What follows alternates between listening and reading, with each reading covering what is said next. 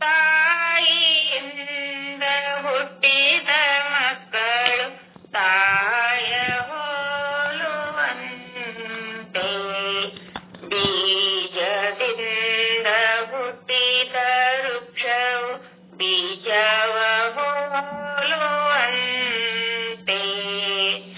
ಧಾನ್ಯಗಳಿಂದ ಬೆಳೆದ ಬೆಳೆಸು ಧಾನ್ಯಗಳ ಹೋಲುವಂತೆ, ಧಾನ್ಯಗಳಿಂದ ಬೆಳೆದ ಬೆಳೆಸು ಧಾನ್ಯಗಳ ಹೋಲುವಂತೆ, ಗುರುವಿನಿಂದ ಹುಟ್ಟಿದ ಶಿಷ್ಯನು ಗುರುವಿನಿಂದ ಹುಟ್ಟಿದ ಶಿಷ್ಯನು ಗುರು ರೂಪವಲ್ಲವೇ, ಗುರುವಿನಿಂದ ಹುಟ್ಟಿದ ಶಿಷ್ಯನು ಗುರು ರೂಪವಲ್ಲವೇ, ಬೀಜದಿಂದ ಹುಟ್ಟಿದ ವೃಕ್ಷವು ಬೀಜವ ಹೋಲುವಂತೆ, ಬೀಜದಿಂದ ಹುಟ್ಟಿದ ವೃಕ್ಷವು ಬೀಜವ ಹೋಲುವಂತೆ, ತಾಯಿಯಿಂದ ಹುಟ್ಟಿದ ಮಕ್ಕಳು ತಾಯ ಹೋಲುವಂತೆ, ತಾಯಿಯಿಂದ ಹುಟ್ಟಿದ ಮಕ್ಕಳು ತಾಯ ಹೋಲುವಂತೆ, ಧಾನ್ಯಗಳಿಂದ ಬೆಳೆದ ಬೆಳೆಸು ಧಾನ್ಯಗಳ ಹೋಲುವಂತೆ, ಧಾನ್ಯಗಳಿಂದ ಬೆಳೆದ ಬೆಳೆಸು ಧಾನ್ಯಗಳ ಹೋಲುವಂತೆ, ಗುರುವಿನಿಂದ ಹುಟ್ಟಿದ ಶಿಷ್ಯನು ಗುರು ರೂಪವಲ್ಲವೇ, ಗುರುವಿನಿಂದ ಹುಟ್ಟಿದ ಶಿಷ್ಯನು ಗುರು ರೂಪವಲ್ಲವೇ, ಬೇರೊಂದು ರೂಪವಲ್ಲವಯ್ಯ, ಬೇರೊಂದು ರೂಪವಲ್ಲವಯ್ಯ ಅಖಂಡೇಶ್ವರ, ಬೇರೊಂದು ರೂಪವಲ್ಲವಯ್ಯ ಅಖಂಡೇಶ್ವರ, ಬೀಜದಿಂದ ಹುಟ್ಟಿದ ವೃಕ್ಷವು ಬೀಜವ ಹೋಲುವಂತೆ, ಬೀಜದಿಂದ ಹುಟ್ಟಿದ ವೃಕ್ಷವು ಬೀಜವ ಹೋಲುವಂತೆ, ತಾಯಿಯಿಂದ ಹುಟ್ಟಿದ ಮಕ್ಕಳು ತಾಯ ಹೋಲುವಂತೆ, ತಾಯಿಯಿಂದ ಹುಟ್ಟಿದ ಮಕ್ಕಳು ತಾಯ ಹೋಲುವಂತೆ, ಬೀಜದಿಂದ ಹುಟ್ಟಿದ ವೃಕ್ಷವು ಬೀಜವ ಹೋಲುವಂತೆ, ಬೀಜವ ಹೋಲುವಂತೆ, ಬೀಜವ ಹೋಲುವಂತೆ. ಶರಣ ಶರಣಾರ್ಥಿಗಳು. ವಸ್ತು ನಿರ್ದೇಶ ರೂಪ ಮಂಗಲ. ಇನ್ನು ಮುಂದೆ ಶುದ್ಧ ಬ್ರಹ್ಮಿಣಿ ಗೌರಮ್ಮ ತಾಯಿಯವರಿಂದ ವಸ್ತು ನಿರ್ದೇಶನ ರೂಪ ಮಂಗಲವನ್ನ ನಡೆಸ್ಕೊಡ್ಬೇಕಂತ ಕೇಳ್ಬೋದು. ಚಲೋ ವಚನ ಚಲೋ ಸೆಲೆಕ್ಟ್ ಮಾಡಿರಿ ನೋಡ್ರಿ, ಬೆಸ್ಟ್ ವಚನ. ಇಲ್ಲಿಯವರೆಗೆ ವಚನ ಗಾಯವನ್ನು ತುಂಬಾ ಸುಂದರವಾಗಿ ನಡೆಸಿಕೊಟ್ಟಂತ ಶುದ್ಧ ಬ್ರಹ್ಮಣಿ ನಾಗರತ್ನಮ್ಮ ಅವರಿಗೆ ನಂತನಂತ ಧನ್ಯವಾದಗಳು.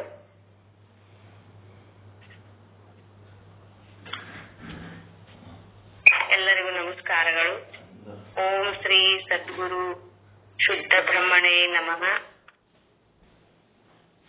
जो सुख नित्य प्रकाश विभु नाम रूप आधार मति न लखई मति लखई सो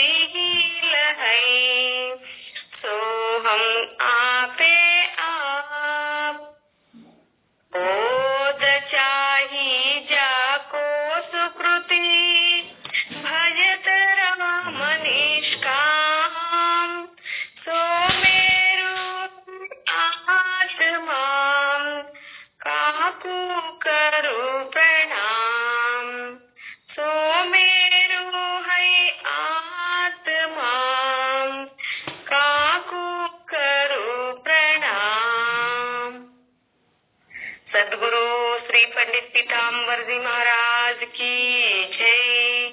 सदगुरु साधु श्री निश्चल दास जी महाराज की जय।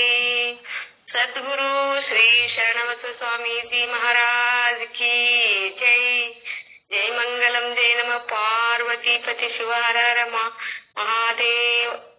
ಎಲ್ಲರಿಗೂ ಶರಣು ಶರಣಾರ್ಥಿ. ಇದುವರೆಗೆ ವಸ್ತು ನಿರ್ದೇಶನ ರೂಪಮಂಗಲವನ್ನ ಸುಂದರವಾಗಿ ನಡೆಸಿಕೊಟ್ಟ ಶುದ್ಧ ಬ್ರಹ್ಮಿಣಿ ಗೌರಮ್ಮ ತಾಯಿಯವರಿಗೆ ಅನಂತ ಧನ್ಯವಾದಗಳು. ಇನ್ನು ಮುಂದೆ ಶುದ್ಧ ಬ್ರಹ್ಮನಿಷ್ಠ ಸದ್ಗುರುರಾದ ಶ್ರೀ ಶರಣಬಸವ ಮಹಾಸ್ವಾಮಿಗಳಿಂದ ಮೋಕ್ಷ ವಿಚಾರವನ್ನ ನಮಗೆಲ್ಲ ತಿಳಿಸಿಕೊಡ್ಬೇಕಂತೇಳಿ ಅವರಲ್ಲಿ ವಿನಂತಿ ಮಾಡ್ಕೊಳ್ತೀನಿ.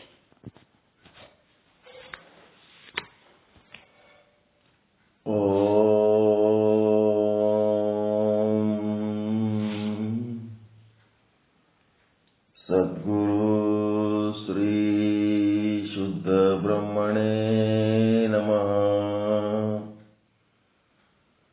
ಸಮಸ್ತ ಶುದ್ಧ ಬ್ರಹ್ಮ ಸ್ವರೂಪರಲ್ಲಿ ಅನಂತ ಅನಂತ ಪ್ರಣಾಮಗಳು. 5:15 ಯಾರೇ ಬರಲಿ ಬಂದವರು ವಚನ ಗಾಯನ ಚಾಲು ಮಾಡಿಬಿಡ್ಬೇಕು. ಅದಕ್ಕೆ ನಿರೂಪಣೆ ಅದು ಏನು ಬೇಕಾಗಿಲ್ಲ. ವಚನ ಗಾಯನ ಆರಂಭ ಮಾಡಿ ವಚನ ಹಾಡ್ಲಕ್ಕೆ ಚಾಲು ಮಾಡ್ಬಿಡಬೇಕು. ಸುಮ್ಮನೆ ಕುಂದ್ರೋದಿಲ್ಲ. 5:16 ಅಲ್ಲ, 5:15 ಅಂದ್ರೆ 5:15ಕ್ಕೆ ವಚನ ಗಾಯನ ಚಾಲು ಮಾಡಬೇಕು. ಆಮೇಲೆ ವಸ್ತು ನಿರ್ದೇಶ ರೂಪ ಮಂಗಲ, ಆಮೇಲೆ ನಮ್ಮ ಪ್ರವಚನ ಇರ್ತದೆ, ಆಮೇಲೆ ಮುಂದೆ ನಿಮ್ಮ ಕಾರ್ಯಕ್ರಮಗಳು ನಡೀತಾವೆ. ಈ ರೀತಿ ವ್ಯತ್ಯಾಸ ಮಾಡಿಕೊಂಡು ನಡೆಸಬೇಕು.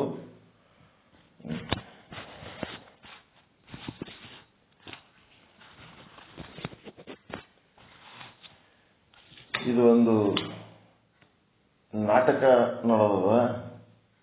ನಾಟಕದೊಳಗ ನಿಮ್ಮೂರ ಗೌಡ ರಾವಣನ ಪಾತ್ರ ಮಾಡ್ಯಾನ. ರಾಮಾಯಣದ ನಾಟಕದಲ್ಲಿ ಕುಲಕರ್ಣಿ ರಾಮನ ಪಾತ್ರ ಮಾಡ್ಯಾನ. ರಾಮ ರಾವಣರಾಗ್ಯಾರ. ನಾಟಕ ನೋಡುವ ಜನರಲ್ಲಿ ಎರಡು ದೃಶ್ಯಗಳು ಕಾಣಬೇಕು. ಅವರು ರಾಮನ ದೃಶ್ಯ, ರಾವಣನ ದೃಶ್ಯ, ನಾಟಕ ಪಾತ್ರದ ದೃಶ್ಯಗಳು ಕಾಣಬೇಕು. ಮತ್ತೇನಿರ್ಬೇಕು, ರಾವಣನ ಪಾತ್ರ ಯಾರು ಮಾಡ್ಯಾರ ಅಂತನೂ ಅವನಿಗೆ ಗೊತ್ತಿರಬೇಕು. ಹೌದಾ ಇಲ್ಲ? ನಾ ಗೌಡ ನೋಡಪ್ಪ ಎಷ್ಟು ಚಲೋ ಮಾಡ್ಲಿಕ್ಕತ್ತಾನ ರಾವಣನ ಪಾತ್ರ, ಸೂಪರ್ ಅಂತೀರಾ ಇಲ್ಲ? ನೀವೇ ರೊಕ್ಕ ಕೊಡ್ತೀರಿಲ್ಲ? ಖುಷಿ ಆಯ್ತಂದ್ರೆ ರೊಕ್ಕ ಕೊಡ್ತೀರಿಲ್ಲ ನಾಟಕ ಪಾತ್ರ ಮಾಡಿದವ್ರಿಗೆ? ಅಂದ್ರ ಗೌಡ ತೋರಿಕೆಯಲ್ಲಿ ಏನದನ? ತೋರಿಕೆಯಲ್ಲಿ ರಾವಣ ಇರುವಿಕೆಯಲ್ಲಿ ಗೌಡ ಅದನ್ನ. ಅದೇ ರೀತಿ ಕುಲಕರ್ಣಿ ತೋರಿಕೆಯಲ್ಲಿ ರಾಮ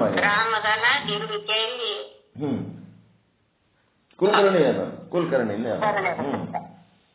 ಹಂಗ ಈ ಜಗತ್ತಂತ ಬ್ರಹ್ಮ ತೋರಿಕೆಯಲ್ಲಿ ಜಗತ್ತಾಗ್ಯಾನ. ಬ್ರಹ್ಮ ತೋರಿಕೆಯಲ್ಲಿ ಜಗತ್ತಾಗ್ಯಾನ, ಇರುವಿಕೆಯಲ್ಲಿ ಬ್ರಹ್ಮನೇ ಅವನ.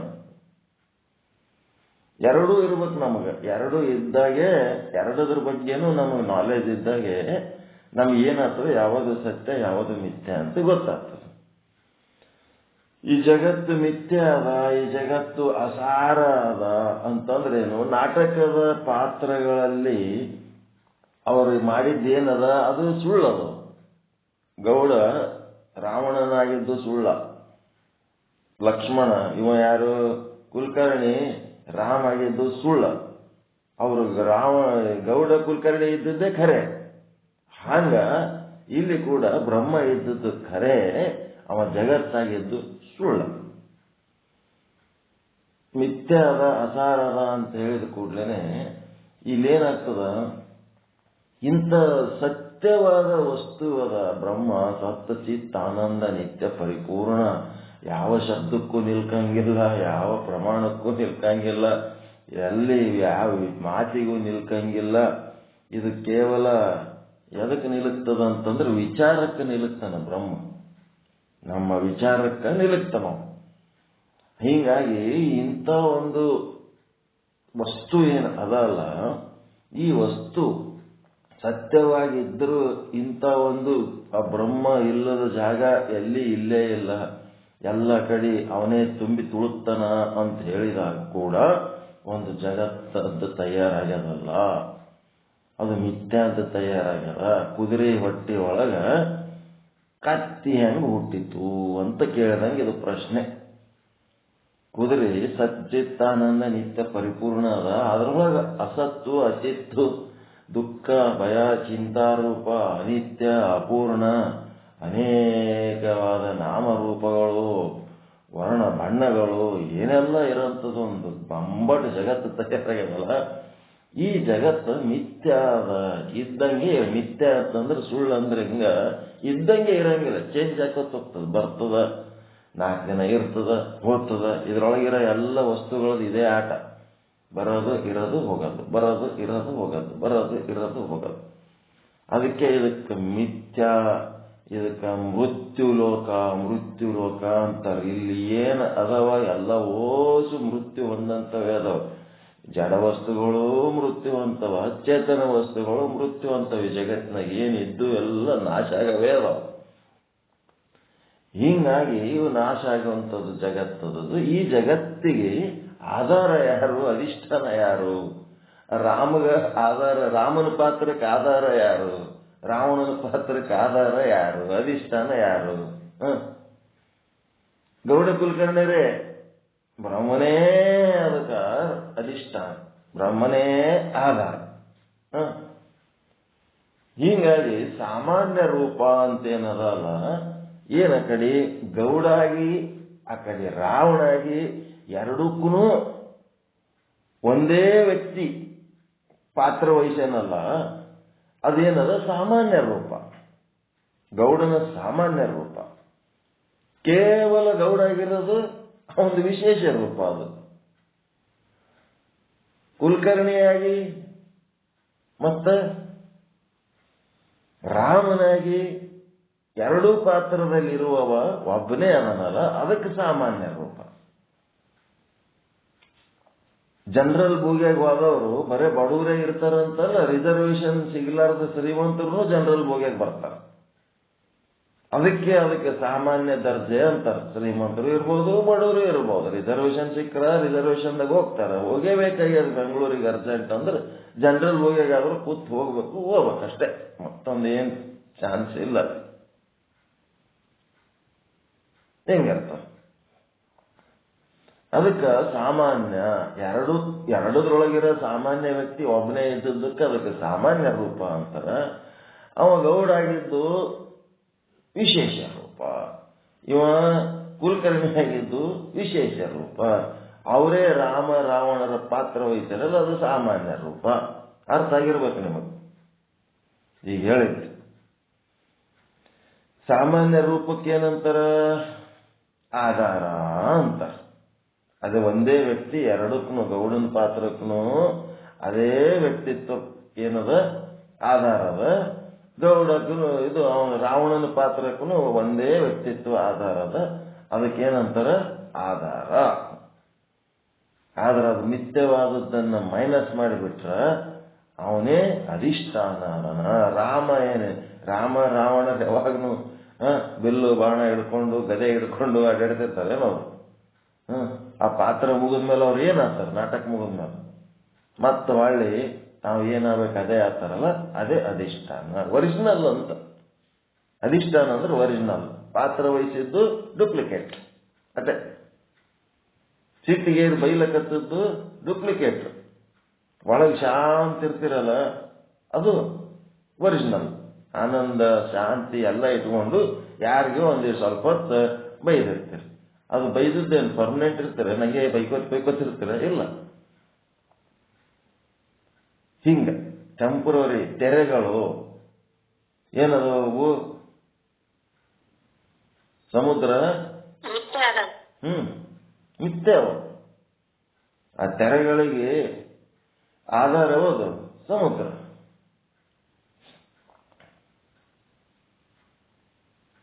ಹಿಂಗಾಗಿ ಏನಾಯ್ತು? ಯಾವುದು ಆಧಾರ, ಯಾವುದು ಅಧಿಷ್ಠಾನ ಅಂದ್ರೆ ಸಾಮಾನ್ಯ ರೂಪ, ವಿಶೇಷ ರೂಪಗಳು ಆಧಾರ ಮತ್ತು ಅಧಿಷ್ಠಾನದ ಭಾವ. ಅಂದಮೇಲೆ ಸತ್ಯ ವಸ್ತುನೇ ಇದಕ್ಕೆ ಆಧಾರದ, ಸತ್ಯ ವಸ್ತುನೇ ಇದಕ್ಕೆ ಅಧಿಷ್ಠಾನದ ಅಂದಮೇಲೆ ಇದು ತೋರ್ತಾ ಇರೋದು ಯಾವುದು, ಎಂಥವ್ರಿಗೆ ತೋರ್ತದೆ ಇದು ಜಗತ್ತಾಗಿ ಅಂತ ಕೇಳದ ಶಿಷ್ಯ. ಈ ಜಗತ್ತಾಗಿ ಎಂಥವ್ರಿಗೆ ತೋರ್ತದ? ಇರುವಿಕೆಯಲ್ಲಿ ಬ್ರಹ್ಮನೇ ಅದನ. ಜಗತ್ತಾಗಿ ಎಂಥವ್ರಿಗೆ ತೋರ್ತದಂದ್ರೆ ಯಾರು ನಾಟಕ ನೋಡ್ಲಕ್ಕೆ ಹೋಗ್ಯಾರ ಅವ್ರಿಗೆ ತೋರ್ತು. ನಾಟಕ ನೋಡ್ಲಕ್ಕೆ ಹೋಗಿ ತಮ್ಮ ಸ್ವರೂಪವನ್ನ ಮರ್ತು ಕುಂತಿರ್ತಾರಲ್ಲ ಅವರಿಗೆ ಅದು ಏನಾಗ್ತದ? ಮಿಥ್ಯವಾಗಿ ತೋರ್ತು. ನಾಟಕ ನೋಡ್ಲಕ್ಕೆ ಹೋಲಾರ್ದವ್ರಿಗೆ ಗೌಡನ ಪಾತ್ರ ರಾಮಂದಿದ್ರೇನು ರಾವಣಂದಿದ್ರು ಅವ್ರಿಗೇನು ಗೊತ್ತಾಗ್ತದೆ? ಸ್ವರೂಪವನ್ನು ಮರಿತಾರ. ನಾಟಕ ನೋಡ್ಲಕ್ಕೆ ಹೋಗಿ ತಾವು ಮರಿತಾರ, ಗೌಡನ್ನ ಮರಿತಾರ, ಮರ್ತು ಅಲ್ಲಿ ರಾಮಾಯಣದ ಒಂದು ಕಥೆಯ ಸುಖ ಅನುಭವಿಸ್ತಿರ್ತಾರ. ಗೌಡ ಅನ್ಕೋತ್ ಕೂತಾರ, ರಾಮಾಯಣದ ಕಥೆಯ ಸುಖ ಗೊತ್ತಾಗಲ್ಲ. ತಾನು ತನ್ನದೇ ಆದ ಒಂದು ಸ್ವಭಾವಗಳನ್ನ ನೆನಪಿಟ್ಕೊಂಡು ಕೂತು ನಾನು ಅಂಥವದೀನಿ ಇಂಥವದೀನಿ ಅನ್ಕೋತ ನಿಮ್ಮ ವ್ಯಕ್ತಿತ್ವದ ಒಂದು ಪ್ರಭಾವ ತಲೆಯಾಗಿಟ್ಕೊಂಡು ಕೂತ್ರಿ ಅಂತಂದ್ರೆ ನಿಮಗೆ ನಾಟಕದ ಸುಖ ಸಿಗಲ್ಲ. ನಾಟಕದ ಸುಖ ಯಾವಾಗ ಸಿಗ್ತದಂದ್ರೆ ನಿಮ್ಮನ್ನು ನೀವು ಮರಿಬೇಕು. ಆ ಪಾತ್ರಧಾರಿಯ ಅಧಿಷ್ಠಾನವನ್ನು ಮರೆತಾಗ ಆ ನಾಟಕದ್ದು ನಿಮಗೆ ರಸದ ಅನುಭವ ಆಗ್ತದೆ. ಹಂಗ ಇಲ್ಲಿ ಏನದಪ್ಪ ಅಂದ್ರೆ ನಿಮ್ಮ ಸ್ವರೂಪವನ್ನು ನೀವು ಮಾಡ್ತೀರಿ. ಜಗತ್ತಿನ ಒಂದು ಲೀಲೆಯ ಭಾಗ, ನೀವು ಕೂಡ ಒಂದು ಲೀಲಾ ಭಾಗ. ನಿಮ್ಮನ್ನು ನೀವು ಮರ್ತೀರಿ. ನಿಮ್ಮ ವಿಸ್ಮೃತಿ ನಿಮಗೆ ಆಗಿದ್ದಕ್ಕ ಏನಾಯ್ತು? ಇದು ಜಗತ್ತಾಗಿ ತೋರ್ಲಕತ್ತದ.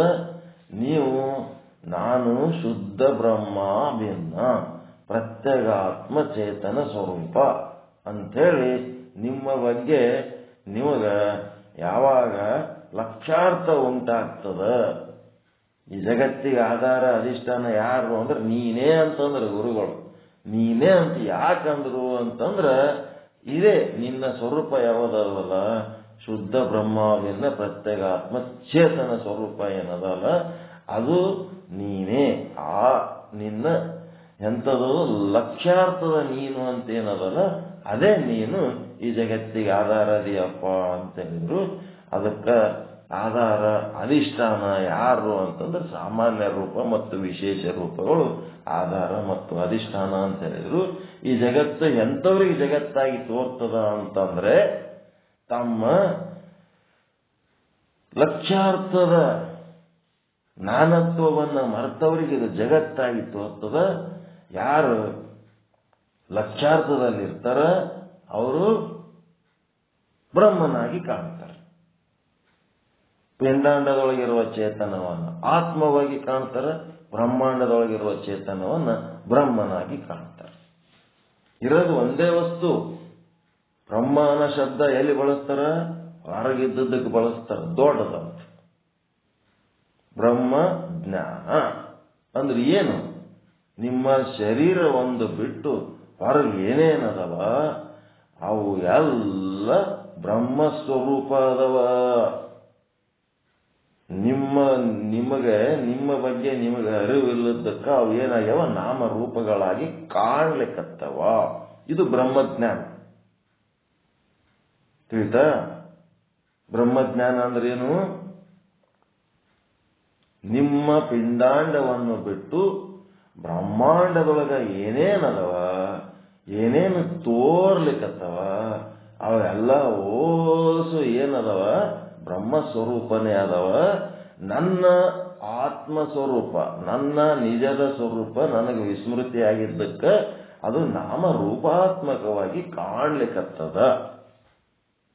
ಇಷ್ಟು ತಿಳ್ಕೊಂಡ್ರೆ ಇದು ಬ್ರಹ್ಮಜ್ಞಾನ. ಬ್ರಹ್ಮ ಭಾನ ಅಂತಂದ್ರೇನು? ಅಲ್ಲಿ ಕಾಣ್ತಾ ಇರುವ ಬ್ರಹ್ಮ ಬೇರೆ ಯಾರು ಅಲ್ಲ, ಅದು ನಾನೇ ಇದ್ದೀನಿ ಅಂತ.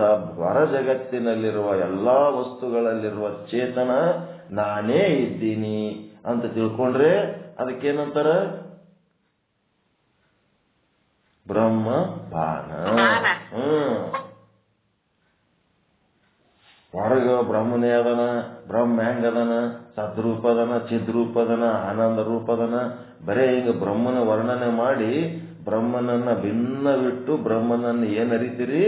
ಅದು ನಿಮ್ಮಿಂದ ಬ್ರಹ್ಮನನ್ನ ಭಿನ್ನವಿಟ್ಟು ಬ್ರಹ್ಮನನ್ನ ನೀವು ಅರಿತೀರಿ ಅಂತಂದ್ರೆ ಅದು ಬ್ರಹ್ಮಜ್ಞಾನ. ಆ ಬ್ರಹ್ಮಚೇತನ ಬೇರೆ ಯಾರು ಅಲ್ಲ, ಅದು ನಾನೇ ಅದೀನಿ ಅಂತ ನೀವು ತಿಳ್ಕೊಂಡ್ರೆ ಬ್ರಹ್ಮಭಾನ. ಅದೇ ರೀತಿ ಆತ್ಮ ಅಂತ ನಿಮ್ಮ ಪಿಂಡಾಂಡದೊಳಗಿರುವ ಚೇತನ ಘಟಾಕಾಶ ಏನದಲ್ಲ, ಆ ಆತ್ಮ ಹೆಂಗದ ಅಂತಂದ್ರೆ ಆತ್ಮ ಹಾಂಗದ, ಆತ್ಮ ಹಿಂಗದ ಅಂತೇಳಕ್ಕೆ ಆತ್ಮದ ಕೂಟಸ್ಥ ಅದ, ಸಾಕ್ಷಿ ಅದ, ಏನೆಲ್ಲ ಹೇಳ್ತಿರಲ್ಲ, ಆತ್ಮವನ್ನ ನಿಮ್ಮಿಂದ ಭಿನ್ನವಾಗಿಟ್ಟು ಏನು ವರ್ಣನ ಮಾಡ್ತೀರಿ ಅದು ಆತ್ಮದ ಜ್ಞಾನ. ನಿಮ್ಮ ಬಗ್ಗೆ ನೀವೇ ಎಲ್ಲ ನಾಮರೂಪಗಳ ಸಮೇತ, ವಿದ್ಯೆ ಹುದ್ದೆಗಳ ಸಮೇತ, ಶ್ರೀಮಂತಿಕೆ ಬಡತನಗಳ ಸಮೇತ, ದೇಶ ಭಾಷೆಗಳ ಸಮೇತ, ಲಿಂಗ ಜಾತಿ ವರ್ಣ ಆಶ್ರಮಗಳ ಸಮೇತ ನಿಮ್ಮನ್ನು ನೀವು ಏನು ತಿಳ್ಕೊಂಡಿರಿ ಅದೆಲ್ಲ ಮಿಥ್ಯೆ ಆದ. ಆತ್ಮ ಒಂದು ಏನದಲ್ಲ ಅದು ಸತ್ಯ ಆದ ಅಂದ್ರಿ ಅಂತಂದ್ರೆ ಅದು ಆತ್ಮಜ್ಞಾನ. ಆತ್ಮಭಾನ ಹೆಂಗಿರ್ತದ ಭಾಷೆ ಅಂತಂದ್ರೆ, ನಾನು ಆತ್ಮನಿದ್ದೇನೆ, ನನ್ನ ದೇಹ ಇಂದ್ರಿಯ ಮನ ಬುದ್ಧಿ ಚಿತ್ತ ಅಹಂಕಾರ, ನನ್ನ ಶ್ರೀಮಂತಿಕೆ, ನನ್ನ ಬಡತನ, ನನ್ನ ದೇಶ, ನನ್ನ ಭಾಷೆ ಅಂತೇಳಿ ನಾನೇನು ಅಭಿಮಾನ ಪಡ್ತಾ ಇದ್ದೀನಿ. ಲಿಂಗ ವರ್ಣ ಆಶ್ರಮ ಜಾತಿ ಭೇದ ಏನೇನದವ ಅವೆಲ್ಲ ಓಸು ಏನದವ ಅವು ಬೇರೆ, ನಾನೇ ಬೇರೆ. ನಾನು ಅವುಗಳನ್ನು ಅರಿಯುವ ಆತ್ಮ. ಅವೆಲ್ಲ ನನ್ನಿಂದ ಅರಿಸಿಕೊಳ್ಳುವ ವಿನಾಶ ಹೊಂದುವ ಆ ವಸ್ತುಗಳೇನದವ ಅವೆಲ್ಲ ಅನಾತ್ಮಗಳದವ. ನಾನೇ ಆ ಆತ್ಮ ಅದೀನಿ. ಈ 3.5 ಮೊಳ ಶರೀರದೊಳಗಿದ್ದುದಕ್ಕೆ ನಾನು ಆತ್ಮ ಅದೀನಿ. ನನ್ನ ವ್ಯಾಪ್ತಿ ಇಷ್ಟೇ ಇಲ್ಲ, ಇಡೀ ಜಗದಾಗಲ್ಲ ಮುಗಿಲಾಗಲ್ಲ ಎಲ್ಲ ಕಡಿಯಾದ ಅಂತಂದ್ರೆ ಇದು ಆತ್ಮಭಾನ. ಆತ್ಮಜ್ಞಾನಕ್ಕ ಆತ್ಮಭಾನಕ್ಕ ಗೊತ್ತಾಯ್ತ ವ್ಯತ್ಯಾಸ? ಆತ್ಮ ಹಾಂಗದನ, ಆತ್ಮ ಹೀಂಗದನ ಅಂತ ಹೇಳಿದ್ರೆ, ನನ್ನ ಹೆಸರು ಶರಣಬಸವ. ಶರಣಬಸವ ಅಂತಂದ್ಮೇಲೆ ನಾನು ಹಿಂಗದೀನಿ ನಾನು ಹಂಗದೀನಿ ಅಂತ ನನ್ನ ಬಗ್ಗೆ ನಾನು ಹೇಳ್ಕೊಂಡ್ರೆ ಶರಣಬಸವನ ಭಾನ.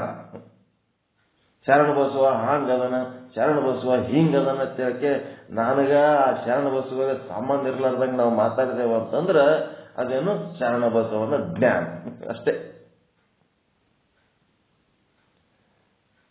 ನಿಮ್ಮ ನಾಮರೂಪಗಳ ಬಗ್ಗೆ ಎಷ್ಟು ಚಂದ ಅಭಿಮಾನ ಹೊಂದಿ ಮಾತಾಡೋದು ಕಲಿತೀರಿ, ಆದ್ರೆ ನಿಮ್ಮ ಆತ್ಮದ ಬಗ್ಗೆ ಅಭಿಮಾನ ಹೊಂದಿದ್ರಿ ಅಂತಂದ್ರೆ ಹಿಂಗೆ ಮಾತಾಡ್ತಿದ್ದಿಲ್ಲ, ಜ್ಞಾನಿಗಳಾಗ್ತಿದ್ದಿಲ್ಲ, ಭಾನಿಗಳಾಗ್ತಿದ್ರಿ. ಜ್ಞಾನಿಗಳಾಗ ತಗೊಂಡು ಏನು ಬೆಂಕಿ ಹಚ್ಬೇಕ?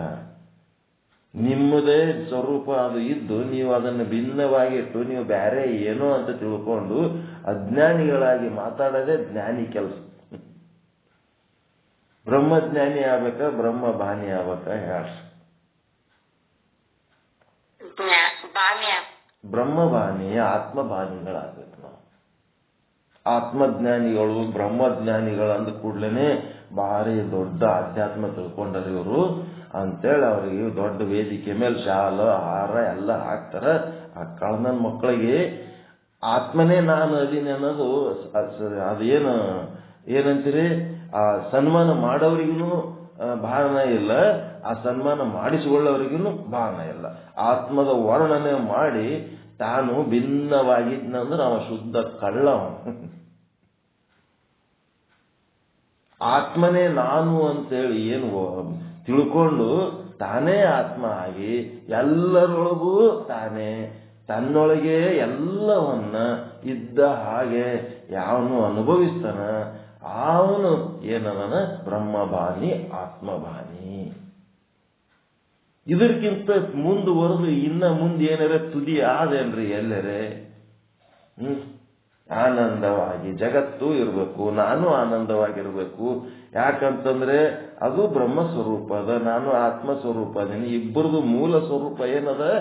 ಆನಂದನೇ ಆದ. ದುಃಖ ಪಡ್ತಾ ಇರೋದೇನದ? ನಾಟಕ ಆದ. ಚಿಂತೆ ಮಾಡೋದೇನದ? ನಾಟಕ ಆದ. ಭಯ ಪಡೋದೇನದ? ನಾಟಕ ಆದ. ಅಲ್ಲಿ ಟೆಂಪರವರಿ ಅಷ್ಟೇ. ಅದು ಪರ್ಮನೆಂಟ್ ಆಗಿರೋದು ಆನಂದನೇ ಆದ. ದುಃಖ ಯಾಕಾಗ್ಯದ? ತನ್ನ ಸ್ವರೂಪವನ್ನು ಮರ್ತದ್ದಕ್ಕಾಗ್ಯದ.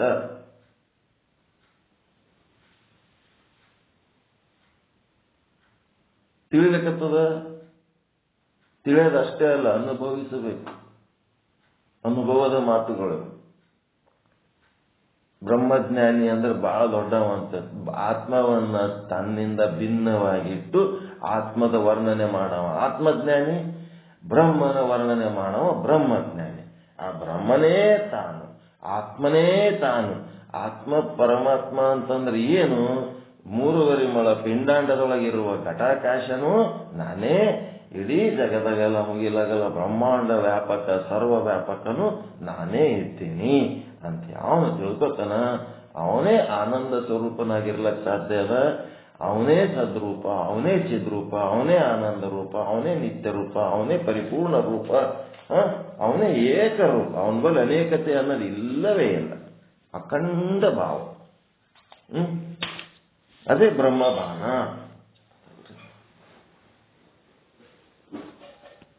ಅಲ್ಲಿ ಏನದ? ಬ್ರಹ್ಮ ಒಂದೇ ಅದ. ಬ್ರಹ್ಮನ ಬಿಟ್ಟು ಏನೇನು ಇಲ್ಲವೇ ಇಲ್ಲ.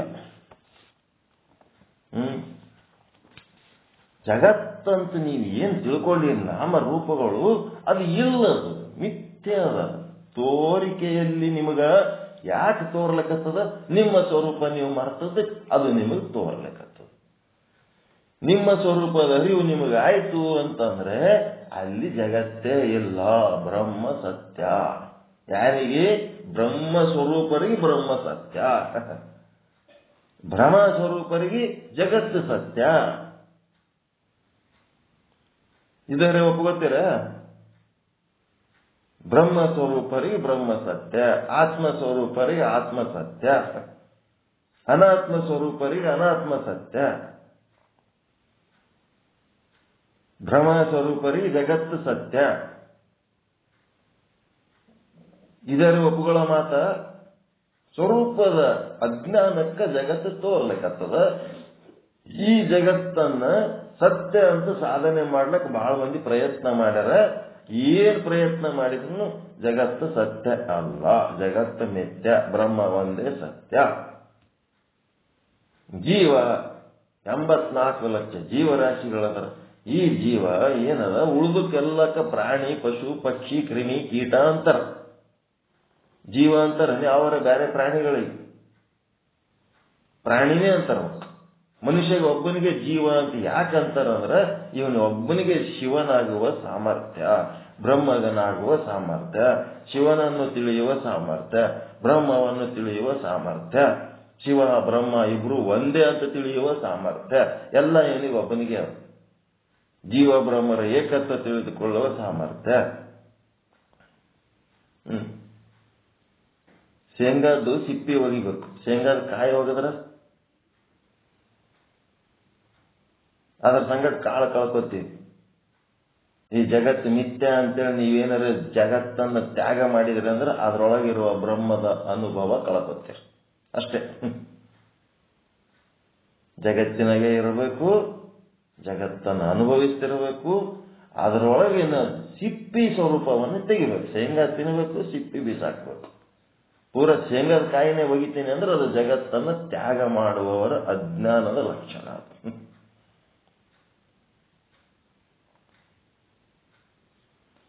ಈಗೇನಾಯ್ತು?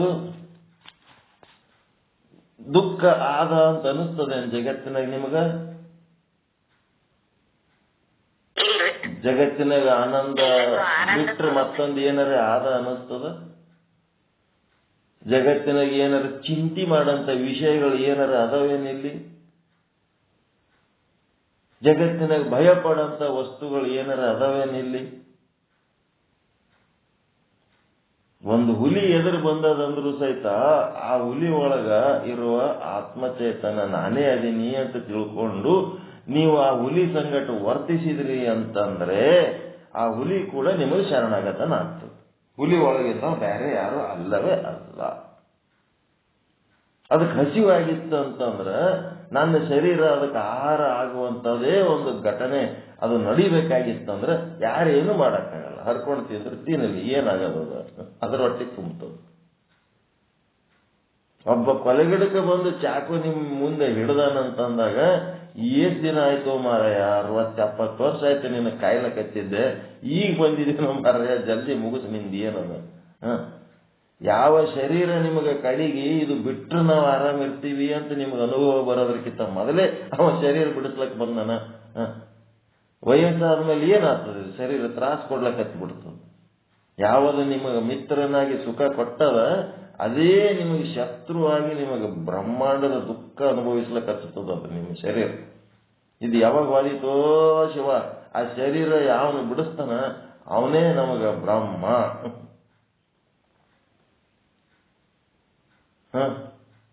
ನಮಗೆ ಆನಂದ ಯಾವನು ಕೊಡ್ತಾನ ಅವನೇ ಬ್ರಹ್ಮ.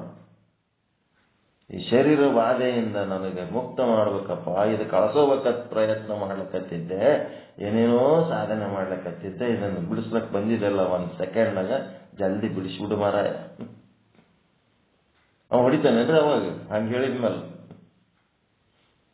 ಅಂಗುಲಿ ಮಾಲಾಗ ಬುದ್ಧಗ ಇಂಥವೇ ವಾದಗಳಾದವು. ಖಡ್ಗ ಹಿಡ್ಕೊಂಡು ಬಂದು ನಿಂತಿದ್ದ ಬುದ್ಧ. ಏನಂದ, ಯಾರು ಬೇಡ ಅಂತಾರ, ಒಂದೆರಡು ಆಸೆ ಈಡೇರಿಸು, ಆಮೇಲೆ ಹೊಡಿ. ಅದೇನು ನನಗೆ ಹೊಡೆದ್ರೆ ನನಗೆ ಯಾರು ಹೊಡಿಲಿಕ್ಕೆ ಸಾಧ್ಯ ಇಲ್ಲ, ನನ್ನ ಶರೀರಕ್ಕೆ ಹೊಡಿತೀರಿ ಅಷ್ಟೇ. ಈ ಶರೀರ ನಾನು ಅನ್ನೋ ಅಭಿಮಾನ ಇಟ್ಕೊಂಡಿದ್ದಕ್ಕೆ ಇಷ್ಟು ಸಮಸ್ಯೆ ಆಗ್ಲಿಕ್ಕತ್ತ. ಹೀಗಾಗಿ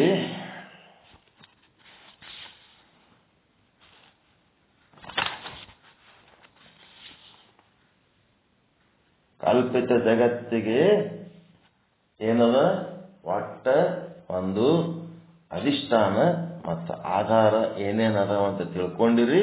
ತಿಳ್ಕೊಂಡಿದ್ರಾಗ ಏನದ, ಅಧಿಷ್ಠಾನದಲ್ಲಿ 2 ಅಧಿಷ್ಠಾನಗಳದವ. ಒಂದು ಜಡ ಅಧಿಷ್ಠಾನ, ಒಂದು ಚೇತನ ಅಧಿಷ್ಠಾನ. ಜಡ ಅಧಿಷ್ಠಾನದೊಳಗ ಏನ್ ಬರ್ತದ ಅಂತಂದ್ರೆ, ಜಡ ಅಧಿಷ್ಠಾನದಾಗ ಏನ್ ಬರ್ತದ, ಸರ್ಪ ಹೊರಗದ, ಸರ್ಪದ ಜ್ಞಾನ ಒಳಗದ.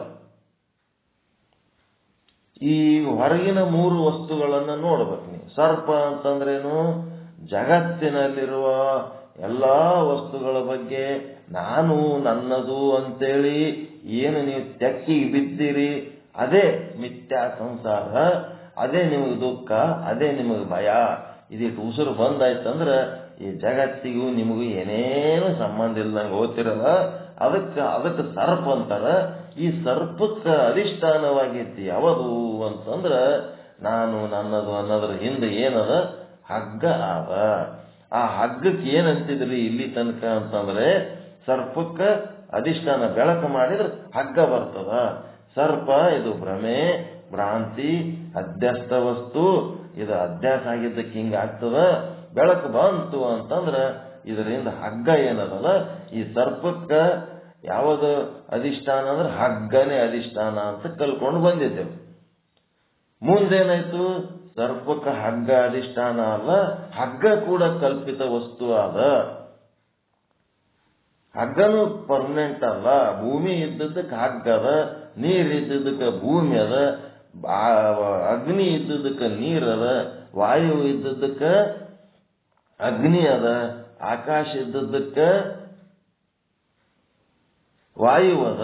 ಹೀಗಾಗಿ ಹಿಂದ ಅಲ್ಲಿ ಮಾಯೆ ಅಂತ ಇದ್ದದಕ್ಕೆ ಏನಾಗ್ಯದಪ್ಪ ಅಂತಂದ್ರೆ ಅಲ್ಲಿ ಹಗ್ಗ ಆಗಿ ತೋರ್ಲಕತ್ತದ. ಎಲ್ಲ ಜಗತ್ತಿನ ತುಂಬ ಬ್ರಹ್ಮನೇ ತುಂಬೇನಂದ್ಮೇಲೆ ಇದು ಹಗ್ಗ ಹೆಂಗ ಕಾಣ್ಲಕತ್ತದ ಅಂದ್ರೆ ಮಾಯಾಜಾಲ, ನಾಮರೂಪಗಳು.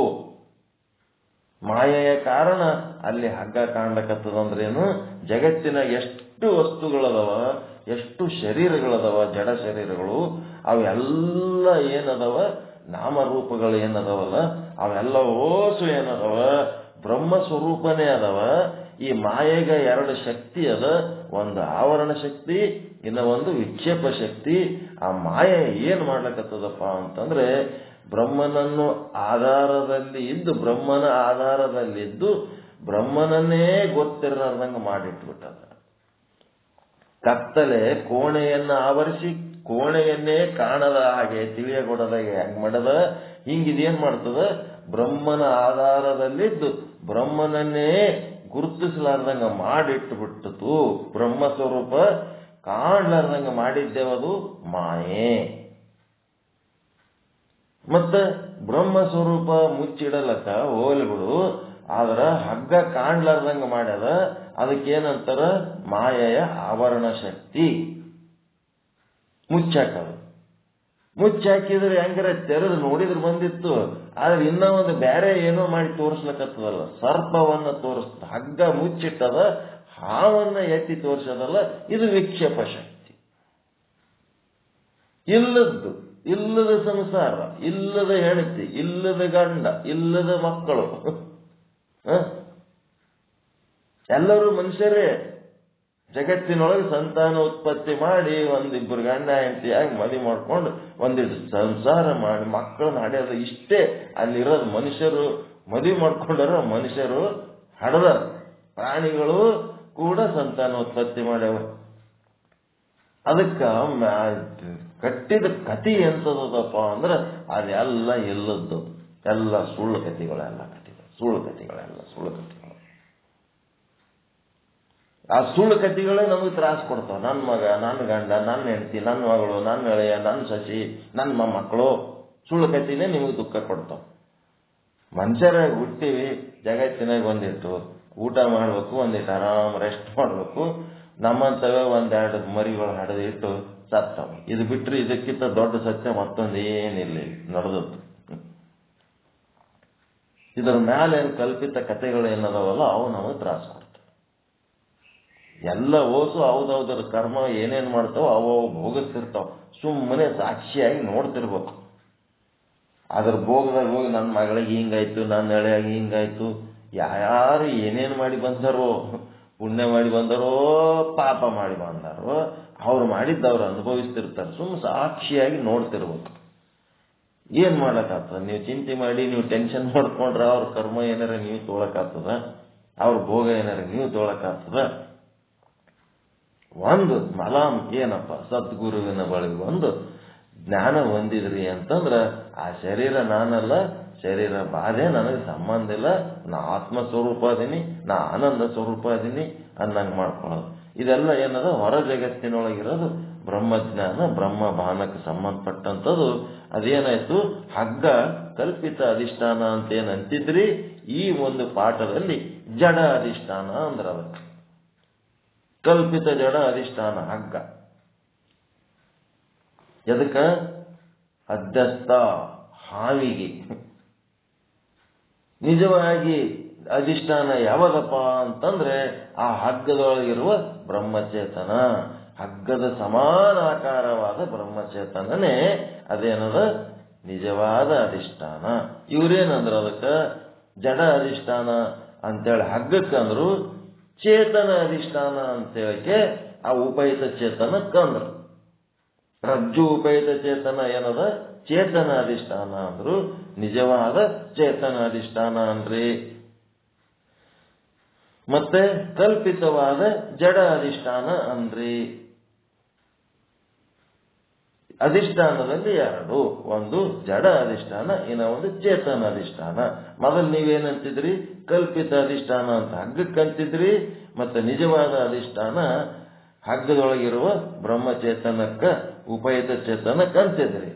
ಈಗೇನನ್ಬೇಕು? ಹಗ್ಗಕ್ಕ ಜಡ ಅಧಿಷ್ಠಾನ ಅನ್ಬೇಕು, ಅದರೊಳಗಿರುವ ಉಪಹಿತ ಚೇತನಕ್ಕ ಚೇತನ ಅಧಿಷ್ಠಾನ ಅನ್ಬೇಕು. ಇಷ್ಟೇ. ಏನ್ ಈ ಪಾಠ ಮುಗಿದು ಹೋಗ್ಯದ. ನಿಮ್ಗ ಬ್ರಹ್ಮಜ್ಞಾನ ಹೇಳೋದೆಲ್ಲ ಮುಗಿದು ಹೋಗ್ಯದ. ಈಗ ಮತ್ತ ಏನ್ ಹೇಳಿದ್ರು ಮೊದಲಿನ ಪಾಠದ ವಿಷಯವನ್ನೇ ಬೇರೆ ಬೇರೆ ರೀತಿಯಲ್ಲಿ ಹೇಳ. ಒಂದು ಜಡ್ಡಿಗೆ ಒಂದು ಔಷಧ ಕೊಡ್ಬೇಕಂತ ಡಾಕ್ಟರ್ ಏನಾಗಿರ್ತದ, ಜ್ಞಾನ ಇರ್ತದ. ಅದು ಔಷಧ ಏನದ ಫಾರ್ಮುಲಾ, ಅವನಿಗೆ ಗೊತ್ತಿರೋದು ಅದ್ರೊಳಗಿನ ಫಾರ್ಮುಲಾ. ಅದಕ್ಕೆ ಅವನಿಗೆ ಡಾಕ್ಟರ್ ಅಂತಾರೆ. ಕ್ರೋಸಿನ್ ಅಂತೀರಿ, ಅದೇನದು ಟ್ರೇಡ್ ನೇಮ್, ಬಜಾರ್ದಾಗ ಟ್ರೇಡ್ ನೇಮ್ ಅದು ಕ್ರೋಸಿನ್. ಅದ್ರೊಳಗೆ ಏನಿರ್ತದೆ? ಪ್ಯಾರಾಸಿಟಮಾಲ್ 500 mg ಅಂತ ಏನದು, ಅದು ಫಾರ್ಮುಲಾ, ಅದ್ರೊಳಗಿರೋದು ರಸಾಯನ. ಆ ಪ್ಯಾರಾಸಿಟಮಾಲ್ 500 mg ಕೊಟ್ರೆ ಈ ಜಡ್ಡಿಗೆ ಆರಾಮ ಆಗ್ತದಂತ ಅವ ಓದ್ಕೊಂಡು ಬಂದನ. ಆ ಪ್ಯಾರಾಸಿಟಮಾಲ್ ಬರೆಯೋದ್ರ ಬದಲಿ ಅವ ಏನ್ ಮಾಡ್ತಾನ, ಟ್ರೇಡ್ ನೇಮ್ ಹಾಕ್ತಾನ. ಪ್ಯಾರಾಸಿಟಮಾಲ್ ಆ ಜಡ್ಡಿಗೆ ಕೊಡೋದು ಬಿಟ್ರೆ ಅವನಿಗೆ ಮತ್ತೆ ಮೂರನೇದ್ದು ಏನಕ್ಕೆ ಕೆಲಸ ಇಲ್ಲ, ಅದೇ ಕೊಡ್ಬೇಕವ. ಎಷ್ಟೊತ್ತಾದ್ರೂ ಅದೇ ಕೊಡ್ಬೇಕು, ಅದರಿಂದ ಆರಾಮ್ ಮಾಡ್ಬೇಕು. ಆದ್ರೆ ಏನಾಯ್ತು, ನಾನಾ ರೀತಿ ಕಂಪನಿಗಳು ಬಂದ್ಬಿಟ್ಟವ, ಔಷಧಿಗಳು ಬಂದವ. ಎಲ್ಲರೂ ಪ್ಯಾರಾಸಿಟಮಾಲ್ 500 mgನೇ ಔಷಧಿಗಳು ಹಾಕಿ ಟ್ಯಾಬ್ಲೆಟ್ಸ್ ತಯಾರು ಮಾಡ್ತಾರ. ಆದ್ರೆ ತಮ್ಮ ಹೆಸರುಗಳು ಬೇರೆ ಬೇರೆ ಇಟ್ಕೊಂಡಾರ,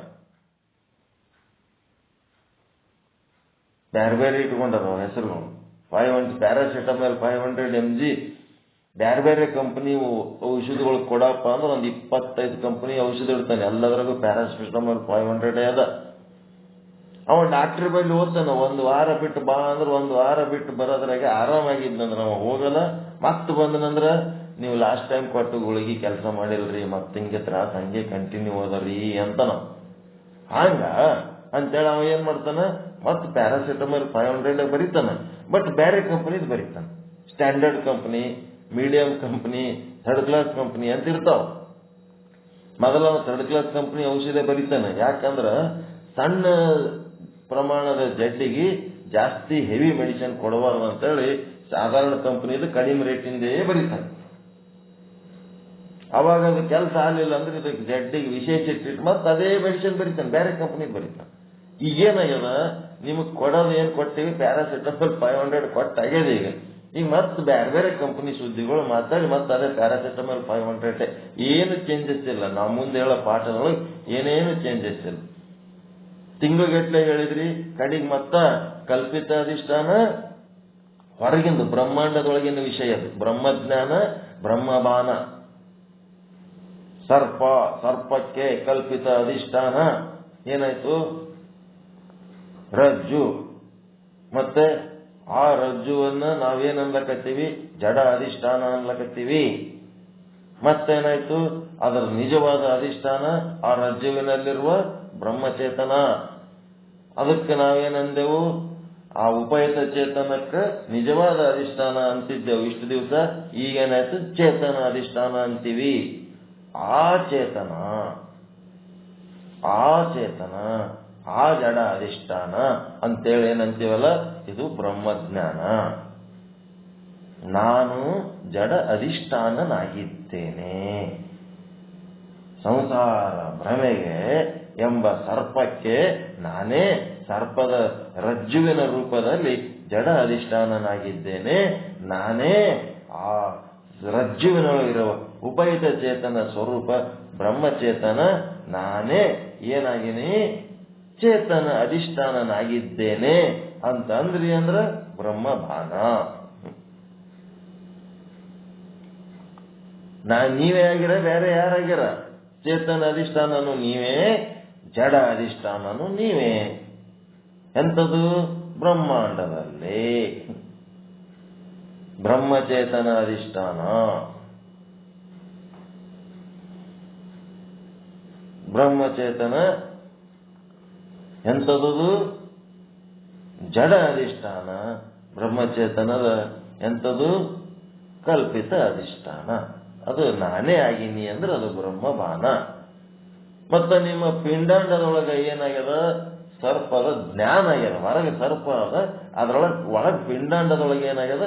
ಸರ್ಪದ ಜ್ಞಾನ ಆಗ್ಯದ. ಚಿಂತಿ, ಭಯ, ದುಃಖ ಅನುಭವಿಸ್ಲಕತ್ತೀರಿ. ಅಥವಾ ಶುಕ್ತಿ ಒಳಗಿನ ಬೆಳ್ಳಿಯ ಜ್ಞಾನ ಆಗ್ಯದ. ಒಳಗ ಬೆಳ್ಳಿ ಜ್ಞಾನ ಆಗ್ಯದ, ಹೊರಗೆ ಬೆಳ್ಳಿ ಅದ. ಒಂದು ಸುಖಕ್ಕೆ ಕಾರಣ ಸರ್ಪ, ಬೆಳ್ಳಿ ಏನದ? ಸರ್ಪ ದುಃಖಕ್ಕೆ ಕಾರಣ, ಬೆಳ್ಳಿ ಏನದ? ಸುಖಕ್ಕೆ ಕಾರಣ. ಇವೇ ಎರಡೇ ಅಲ್ಲ ಈ ಜಗತ್ನಾಗ ಮಾಡೋದು, ಸುಖ ದುಃಖ. ಆ ಬೆಳ್ಳಿನೋ ಸರ್ಪನೋ ಒಳಗಾದ್ರ ಜ್ಞಾನ ಆಗ್ಯದ. ಅದಕ್ಕೆ ನಿಮ್ಮ ಅಂತಃಕರಣ ಮತ್ತು ಅಂತಃಕರಣ ವೃತ್ತಿ, ಅವಿದ್ಯಾ ವೃತ್ತಿಗಳವು ಏನದವ? ಅವಿದ್ಯೆ ಏನದವ? ನಿಮ್ಮ ಅಧಿಷ್ಠಾನದೊಳಗ ಸಾಕ್ಷಿ ಒಳಗೆ ಆಶ್ರಯ ತಗೊಂಡಿರ್ತದ. ಅಂತಃಕರಣ ವೃತ್ತಿ ಅಂತಃಕರಣದೊಳಗೆ ತಗೊಂಡದ. ಈ ವೃತ್ತಿಗಳು ಏನದವಲ್ಲ, ಇವು ಏನದವ? ಜಡ ಅಧಿಷ್ಠಾನಗಳು. ಅಂತಃಕರಣ ವೃತ್ತಿ ಮತ್ತೆ ಆಶ್ರಯ ಬೇರೆ ಬೇರೆ ಇರ್ಬೋದು. ಆ ವೃತ್ತಿಗಳೇನದವ ಜಡ ಅಧಿಷ್ಠಾನಗಳು. ಅವಿದ್ಯಾ ವೃತ್ತಿ ಇರ್ಬೋದು, ಅಂತಃಕರಣ ವೃತ್ತಿ ಇರ್ಬೋದು, ಅವೆರಡು ಜಡ ಅಧಿಷ್ಠಾನಗಳು. ಅದಕ್ಕೆ ನಂತರ ಕಲ್ಪಿತ ಅಧಿಷ್ಠಾನ ಅಂದ್ರೆ ಮುಂದೆ ಅದರ ಹಿಂದೆ ಎರಡಕ್ಕೆ ಅಂತಃಕರಣಕ್ಕೆ ಅವಿದ್ಯಾ ವೃತ್ತಿಗೆ ಅಂತಃಕರಣ ವೃತ್ತಿಗೆ ಎಲ್ಲದಕ್ಕೂ ಆಧಾರವಾಗಿದ್ದೇವದು ಒಳಗಿರೋ ಆತ್ಮಚೇತನ. ಅಲ್ಲಿ ಆತ್ಮಚೇತನ ಇದ್ದಿದ್ದಿಲ್ಲ ಅಂತಂದ್ರೆ ಇವ್ಯಾವೂ ಇರ್ತಿದ್ದಿಲ್ಲ. ಹೀಗಾಗಿ ಅದಕ್ಕೆ ನಿಜವಾದ ಅಧಿಷ್ಠಾನ ಅಂತಿದ್ರಿ, ಅದಕ್ಕೆ ಚೇತನ ಅಧಿಷ್ಠಾನ, ಸಾಕ್ಷಿ ಕೂಟಸ್ಥನದ ಚೇತನ ಅಧಿಷ್ಠಾನ. ಹೀಗಾಗಿ ಹೊರಗೆ ಮೂರದವ, ಒಳಗೆ ಮೂರದವ. ಅದರಾಗ ಮುಂದಿರವ ಏನದವ ಅಧ್ಯಸ್ಥದವ, ಅವರ ಹಿಂದಿರವ ಎರಡು ಏನದವ ಕಲ್ಪಿತ ಅಧಿಷ್ಠಾನ. ಅದಕ್ಕೆ ಜಡ ಅಧಿಷ್ಠಾನ ಅಂತಿದ್ರಿ. ಅವೆಲ್ಲದಕ್ಕಿಂತ ಹಿಂದೆ ಮುಖ್ಯವಾಗಿ ಮೂಲ ಆಧಾರವಾಗಿ ಯಾವದವಪ್ಪ ಅಂತಂದ್ರೆ ಚೇತನಗಳದವ. ಒಂದು ಉಪಹಿತ ಚೇತನ ಜಡವಸ್ತುಗಳಲ್ಲಿ ಮತ್ತು ಚೈತನ್ಯದಲ್ಲಿ ಆತ್ಮಚೇತನ. ಇದನ್ನ ಪಕ್ಕ ತಿಳ್ಕೊಂಡು ನೀವು ಆ ಅಧ್ಯಸ್ಥ ವಸ್ತುವಿನಲ್ಲಿ ನೀವು ವ್ಯವಹಾರ ಮಾಡುವಾಗ ಏನಾಗಿರ್ತೀರಿ? ಎಂಥ ಸತ್ಯದಲ್ಲಿ ಇರ್ತೀರಿ? ಪ್ರಾತಿಭಾಷಿಕ ಸತ್ಯದಲ್ಲಿರ್ತೀರಿ. ಆ ಜಡ ಅಧಿಷ್ಠಾನದಲ್ಲಿ ಹೋದಾಗ ವ್ಯಾವಹಾರಿಕ ಸತ್ಯದಲ್ಲಿರ್ತೀರಿ. ಕಲ್ಪಿತ ಅಧಿಷ್ಠಾನ ಜಡ ಅಧಿಷ್ಠಾನಗಳಲ್ಲಿ ವ್ಯವಹರಿಸುವಾಗ ಎಲ್ಲಿರ್ತೀರಿ? ವ್ಯಾವಹಾರಿಕ ಸತ್ಯದಲ್ಲಿರ್ತೀರಿ. ಸರ್ಪ ಮತ್ತು ಸರ್ಪದ ಜ್ಞಾನದಲ್ಲಿ ಇರುವಾಗ ಪ್ರಾತಿಭಾಷಿಕ ಸತ್ಯದಲ್ಲಿರ್ತೀರಿ. ನಿಮ್ಮ ಅಂತಃಕರಣ ವೃತ್ತಿ ಮತ್ತು ರಜ್ಜು ಘಟಪಟಾದಿಗಳ ವ್ಯವಹಾರದಲ್ಲಿರುವಾಗ ನೀವು ವ್ಯಾವಹಾರಿಕ ಸತ್ಯದಲ್ಲಿರ್ತೀರಿ. ಪ್ಲಾಟ್ಫಾರ್ಮ್ಗಳು, ಪ್ಲಾಟ್ಫಾರ್ಮ್ 1, 2, 3 ಯಾವನೊಬ್ಬ ಹಿಂದೆ ಬಿದ್ದಿರ್ತಾನೆ. ಬೆಂಗಳೂರಾಗ ಎಷ್ಟೋ ಪ್ಲಾಟ್ಫಾರ್ಮ್ ಇರ್ತಾವ. ಯಾವುದೋ ಪ್ಲಾಟ್ಫಾರ್ಮ್ನಾಗ ಇಳಿದ್ಬಿಟ್ಟಿದೆ. ಯಾವ ಪ್ಲಾಟ್ಫಾರ್ಮ್ನಾಗ ಇದೆಯೋ ಅಂತ ಕೇಳಿ 3ನೇ ಪ್ಲಾಟ್ಫಾರ್ಮ್ ಅದ, ನಾನು 9ನೇ ಪ್ಲಾಟ್ಫಾರ್ಮ್. ಅಲ್ಲಿ ಹೆಂಗ್ ಬರ್ಬೇಕು ಗೊತ್ತಾಗಲ್ಲ. ಮೊದಲು ಹೆಂಗ್ ಬಂದಿದ್ದೆ ಹಂಗೆ ಏರ್ ಮ್ಯಾಲ ಮತ್ತ ಹಂಗ ಅಲ್ಲಿ ಇಳಿ ಇಲ್ಲಿ ಇಳಿ ಅಂತ. ಹಂಗ ಯಾರ್ಯಾರು ಒಂದೊಂದು ಪ್ಲಾಟ್ಫಾರ್ಮ್ನಾಗ ಅದಾರ. ಅಧ್ಯಾಸದ ಪ್ಲಾಟ್ಫಾರ್ಮ್ನಾಗ ಇದ್ದವರು ಅಜ್ಞಾನಿಗಳು, ಬ್ರಹ್ಮದ ಬಗ್ಗೆ ಗೊತ್ತಿಲ್ಲ. ಅದ್ರ ಹಿಂದ ಇದೆಲ್ಲ ಏನಿಲ್ಲಪ್ಪ, ಇದು ಜಡ ಅಧಿಷ್ಠಾನ, ಕಲ್ಪಿತ ಅಧಿಷ್ಠಾನ, ಇದು ಜಗತ್ತೇ ಹಿಂಗೆ ನನಗೆ ಕಾರಣ ಆಗ್ಲಕತ್ತದ ಅಂತ ಯಾವ ತಿಳ್ಕೊತಾನ ಅವನೇನ ವ್ಯಾವಹಾರಿಕ ಸತ್ಯ. ಅದಕ್ಕೆ ಮುಂದೆ ಹೋಗಿದ್ರಿ ಅಂತಂದ್ರೆ ಏನಾದ್ರು ಚೇತನಗಳು, ನಿಜವಾದ ಅಧಿಷ್ಠಾನಗಳು ಏನ್ ಸಿಗ್ತಾವಲ್ಲ, ಚೇತನ ಅಧಿಷ್ಠಾನಗಳು ಅವು ಏನದು ಪಾರಮಾರ್ಥಿಕ ಸತ್ಯದಲ್ಲಿರ್ತೀರಿ. ನೀವು ಯಾವ ಸ್ಟೇಜ್ನಾಗ ಇರ್ತೀರಿ ಅದು ನಿಮ್ಮ ಜ್ಞಾನ ಅಜ್ಞಾನಕ್ಕೆ ಸಂಬಂಧಪಟ್ಟದ್ದು. ಈ ಜಗತ್ತಿಗೆ ಸಂಬಂಧಪಟ್ಟಿಲ್ಲ, ಬ್ರಹ್ಮಾಂಡಕ್ಕೂ ಸಂಬಂಧಪಟ್ಟಿಲ್ಲ, ಪಿಂಡಾಂಡಕ್ಕೂ ಸಂಬಂಧಪಟ್ಟಿಲ್ಲ. ಎಲ್ಲವೂ ಬ್ರಹ್ಮ ಸ್ವರೂಪನೇ ಆದ.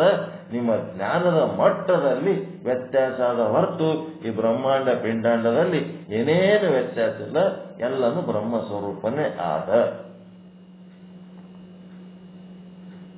ನಿಮ್ಮ ಪ್ಲಾಟ್ಫಾರ್ಮ್ಗಳು ಸರಿಗಿಲ್ಲ ಅಂತಂದ್ರ ಬ್ರಹ್ಮ ಏನ್ ಮಾಡ್ತಾನ, ಆತ್ಮ ಏನ್ ಮಾಡ್ತಾನ? ನಿಮ್ಮ ತಿಳುವಳಿಕೆ ಮಟ್ಟ ಸರಿಗಿಲ್ಲ, ನಿಮಗೆ ತಿಳಿಸಿ ಹೇಳ ಗುರು ಸರಿಗಿಲ್ಲ, ನೀವು ಹಿಡಿದ ಶಾಸ್ತ್ರ ಸರಿಗಿಲ್ಲ, ನಿಮ್ಮದು ಪುಣ್ಯ ಇಲ್ಲ ಅಂದಾಗ ಬ್ರಹ್ಮ ಏನ್ ಮಾಡ್ತಾನ, ಆತ್ಮ ನನ್ನ ಪ್ರಾರಬ್ಧನೇ ಘೋರವಾಗಿರಲು ನೀನೇನು ಮಾಡ್ತೀಯ ಹರಿಯೇ, ನನಗೆ ಹೆಲ್ಪ್ ಮಾಡ್ಬೇಕಂದ್ರೂ ಹೆಲ್ಪ್ಲೆಸ್ ಅದೇ ನೀನು, ಯಾಕಂದ್ರೆ ನಂದ ನಾನು ಅನುಭವಿಸ್ಬೇಕಾಗಿರಲಿ ಅಂತೇಳಿ ಒಂದು ದಾಸರ ಪದ ಅದು. ಎಂತನೋ ಗುರು ಅನ್ನೋದು, ಎಂಥದೋ ಒಂದು ಶಾಸ್ತ್ರ ಹಿಡ್ಕೊಂಡು ಹೈರಾಣಾಗಿ ಓದಿದ್ರು ಸಹಿತ ಬ್ರಹ್ಮಭಾನ ಆತ್ಮಭಾನ ಆಗ್ಲಿಲ್ಲ ಅಂತಂದ್ರೆ ಶಾಸ್ತ್ರಿಗಳಾಗಿ ಭಾರಿ ದೊಡ್ಡ ದೊಡ್ಡ ವೇದಿಕೆಗಳು ಮಾಡಿ, ಆಶ್ರಮ ಮಾಡಿ, ಮಠ ಮಾಡಿ, ದೊಡ್ಡ ದೊಡ್ಡ ಗುರುಗಳಾಗಿ, ವಿಶ್ವಗುರುಗಳಾಗಿ, ಜಗದ್ಗುರುಗಳಾಗಿ ಬ್ರಹ್ಮದ ಭಾನ ಇಲ್ಲ, ಆತ್ಮದ ಭಾನ ಇಲ್ಲ, ಆನಂದ ಅನ್ನೋದವ್ರ ಜನ್ಮಕ್ಕೆ ಇಲ್ಲ, ಎಲ್ಲ ಟೆನ್ಷನ್ ಮಾಡ್ಕೊಂಡು ಒದ್ದಾಡ್ಲಕತ್ತಾರ. ಹೆಂಗಿರಬೇಕು? ಬ್ರಹ್ಮ ಇದ್ದಂಗೆ ಇರಬೇಕು.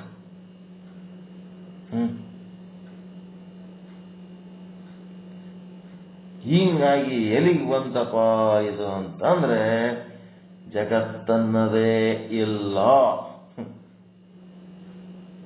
ಆ ಜಗತ್ತಿಗೆ ದುಃಖ ಇಲ್ಲ, ಭಯ ಇಲ್ಲ, ಚಿಂತೆ ಇಲ್ಲ, ಏನೇನು ಇಲ್ಲ. ಕೇವಲ ಇರುವುದು ಬ್ರಹ್ಮನೇ. ಏನಾಗ್ಯದ? ಲೀಲೆ ಮಾಡುವುದಕ್ಕ ಮಿಥ್ಯವಾದ ಜಗತ್ತಾಗಿ ತೋರ್ಲಿಕ್ಕತ್ತಾನ. ಗೌಡನೇ ಸತ್ಯ, ಗೌಡನ ಪಾತ್ರ ಮಿಥ್ಯ.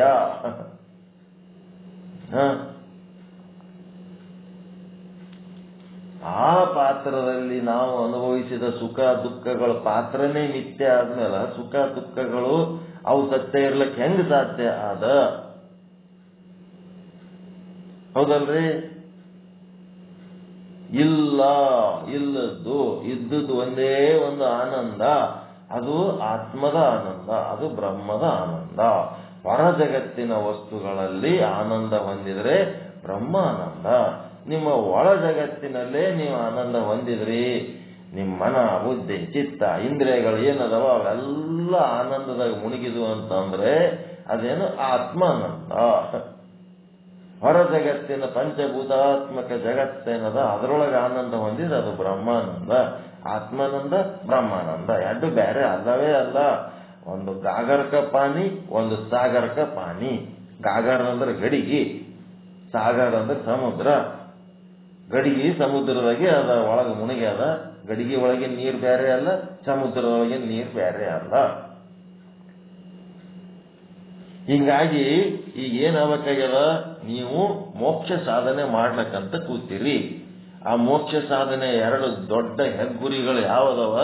ಒಂದು ದುಃಖ ನಿವೃತ್ತಿ. ಕಸ ಬಳಿಬೇಕು ಅಂತಂದ್ರೆ ಮನಿ ಸ್ವಚ್ಛ ತಾನೇ ಆಗ್ತದ ಅಂತೇಳಿ ದುಃಖ ಕಳ್ಕೊಂಡ್ರೆ, ಅಜ್ಞಾನ ಕಳ್ಕೊಂಡ್ರೆ ನನಗ ಏನಾಗ್ತದಪ್ಪ ಅಂತಂದ್ರೆ ಆನಂದ ಆಗ್ತದ. ದುಃಖ ಕಳ್ಕೋಬೇಕಂತ ಕೂತೀರಿ. ದುಃಖ ಇದ್ರೆ ಕಳ್ಕೋತೀರ, ಇಲ್ಲ ಅಂದ್ರೆ ಕಳ್ಕೋತೀರ. ಇಲ್ಲದ ದುಃಖ ಕಳ್ಕೋತೀರ ಹೆಂಗ? ಇರುವುದು ಒಂದೇ ಬ್ರಹ್ಮ. ಮಿಥ್ಯಾ ಜಗತ್ತಿಗೆ ಆಧಾರ ಅಧಿಷ್ಠಾನ ಬ್ರಹ್ಮ ಅದನಂದ್ರ ಜಗತ್ತು ಹೋಗಿ ಬ್ರಹ್ಮ ಆಗಿಲ್ಲ. ಬ್ರಹ್ಮನೇ ಜಗತ್ತಾಗ್ಯಾನ. ಬ್ರಹ್ಮನೇ ಜಗತ್ತಾಗ್ಯಾನ. ಜಗತ್ತು ಹೋಗಿ ಬ್ರಹ್ಮ ಆಗಿಲ್ಲ. ಜಗತ್ತೇ ಬ್ರಹ್ಮ ಆಗಿತ್ತಂತಂದ್ರ ಅಲ್ಲಿ ಸುಖ ದುಃಖ ಏನೇನು ಆನಂದ ಏನಿರ್ತಿದ್ದಿಲ್ಲ. ಬ್ರಹ್ಮನೇ ಜಗತ್ತಾಗ್ಯಾನ, ಅದಕ್ಕೆ ಜಗತ್ತಿನ ಸುಖ ಆನಂದ. ಜಗತ್ತು ಬ್ರಹ್ಮಮಯ ಆಗ್ಬೇಕು, ಏನ್ ಬ್ರಹ್ಮ ಜಗನ್ಮಯ ಆಗ್ಬೇಕ್ರಿ? ಅಜ್ಞಾನಿಗೆ ಜಗತ್ತೇ ಬ್ರಹ್ಮ ಆದಂಗೆ ಕಾಣ್ತಿರ್ತದ. ಅವನಿಗೆ ಅವು ಏನೇನು ಅಂಗಡಿಯಾಗ ಕೂತು ತಕ್ಕಡಿ ಕಲ್ಲುಗಳಿಗೆ ಅವ ಪೂಜೆ ಮಾಡ್ತಿರ್ತಾನ. ಆ ಜಗತ್ತೇ ಅವನಿಗೆ ಬ್ರಹ್ಮ.